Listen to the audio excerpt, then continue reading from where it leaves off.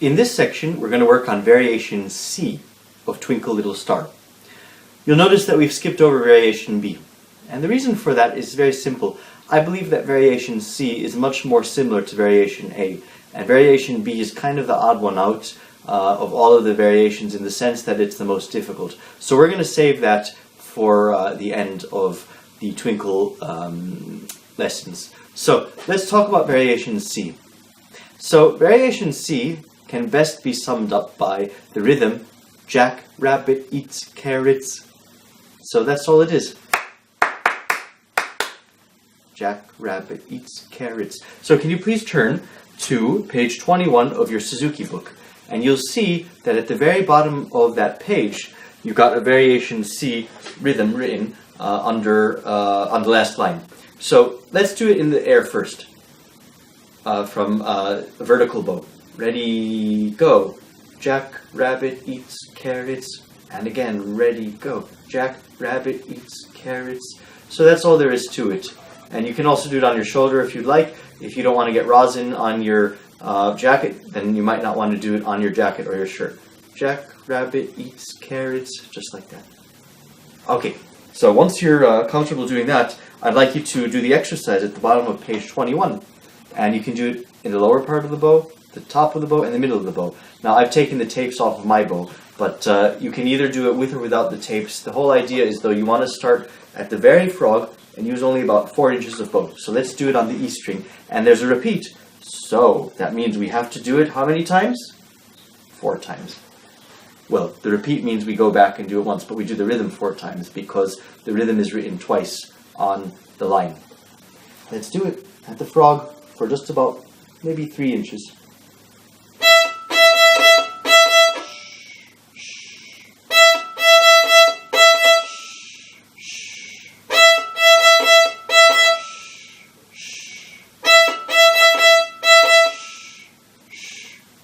Was your pinky and thumb curved?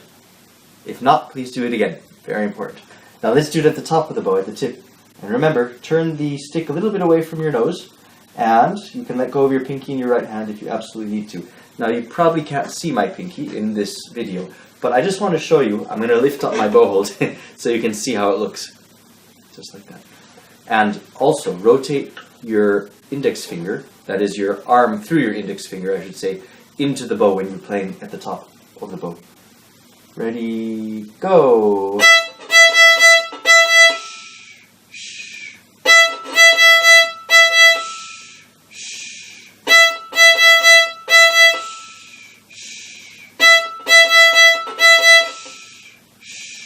And that's all there is to it. Let's try now in the middle of the bow. Ready, go!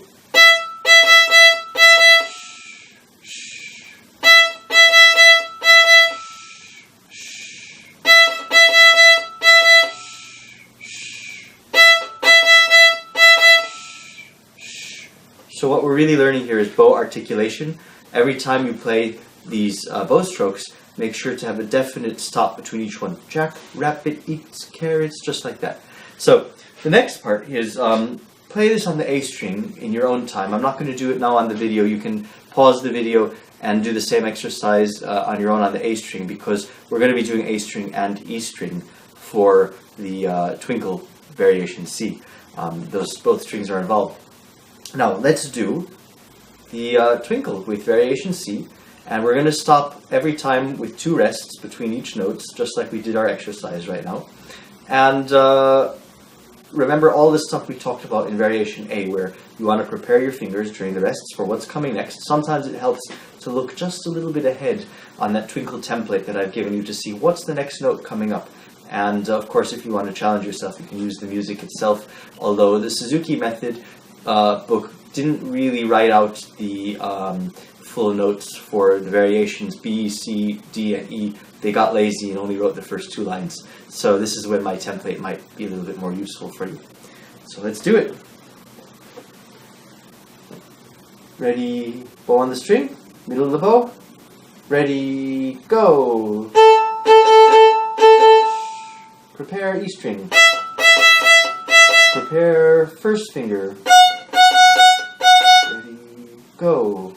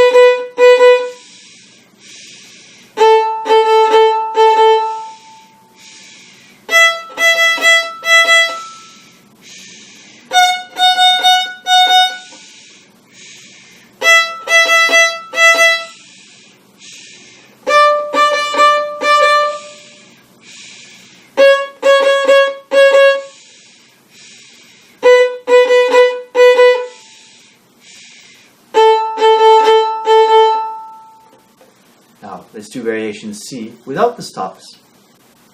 And again, please feel free to move at your own pace. You don't have to do it this way yet until you're comfortable. So let's do it. Middle of the bow. 1, 2, ready, go.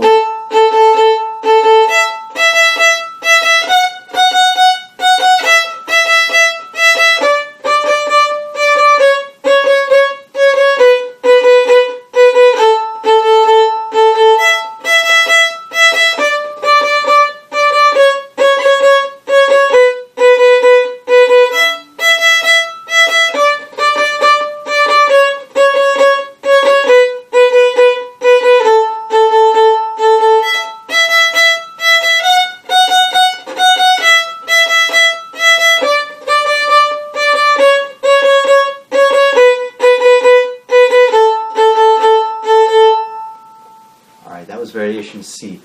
One final thought, and I encourage you to do this variation a few times thinking about what I'm about to say.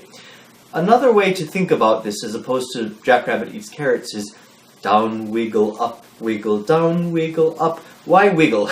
During the wiggles, you want to make sure that everything is nice and loose in your right hand. You never want to be clutching the bow. It's a little bit incorrect to call a bow hold a bow grip.